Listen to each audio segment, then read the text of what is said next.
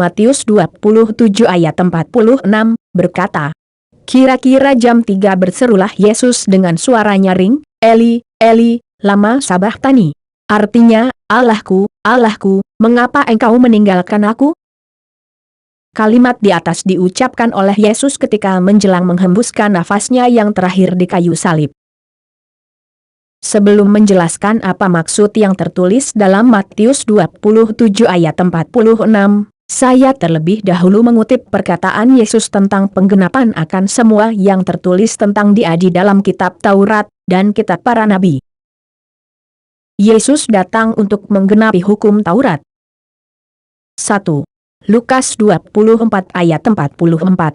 Ia berkata kepada mereka, inilah perkataanku, yang telah kukatakan kepadamu ketika aku masih bersama-sama dengan kamu, yakni bahwa harus digenapi semua yang ada tertulis tentang aku dalam kitab Taurat Musa, dan kitab Nabi-Nabi dan kitab Mazmur.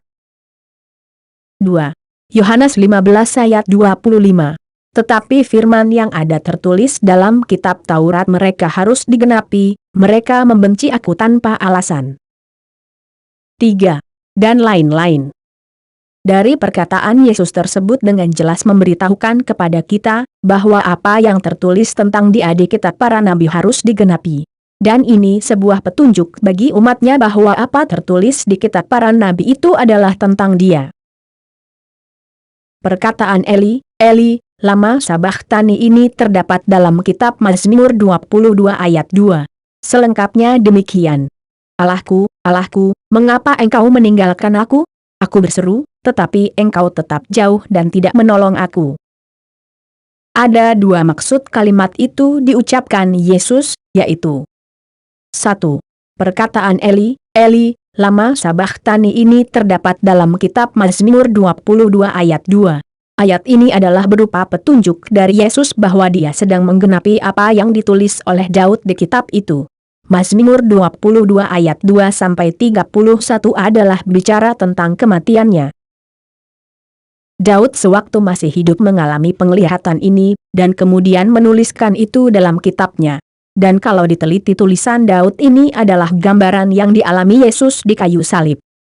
Pada ayat 17 tertulis, sebab anjing-anjing mengerumuni aku, gerombolan penjahat mengepung aku, mereka menusuk tangan dan kakiku, yang artinya disalib. Istilah anjing-anjing adalah sebutan kepada orang kafir dan gerombolan penjahat itu adalah orang Farisi.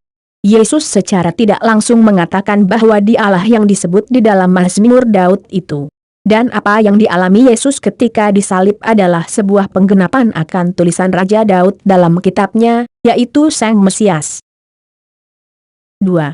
Nyawa Yesus harus diserahkan untuk domba-dombanya, Matius 20 ayat 28, Yoh 10 ayat 15, sehingga Ia harus mati. Ketika manusia menjelang mati, maka roh yang ada dalam tubuh akan keluar meninggalkan tubuh. Demikian juga Yesus sedang mengalaminya, di mana roh Allah yang ada dalam tubuhnya harus keluar. Sebab nyawa Yesus harus diserahkan sebagai tebusan akan dosa manusia. Teriakan Yesus yang berkata, Eli, Eli, lama sabachthani, justru menunjukkan jika di dalam diri Yesus ada roh Allah bersemayam. Dia akan menanggung kutukan akibat dosa manusia. Ketika dosa manusia ditimpakan kepadanya maka Roh Kudus Allah harus keluar dari dalam tubuhnya dan dosa kutuk kemudian ditimpakan kepadanya.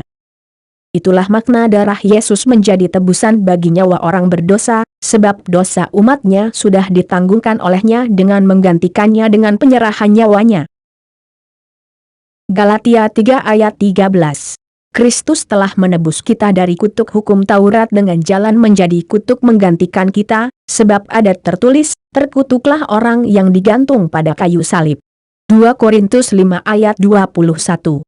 Dia yang tidak mengenal dosa telah dibuatnya menjadi dosa oleh karena kita, supaya dalam Dia kita dibenarkan oleh Allah.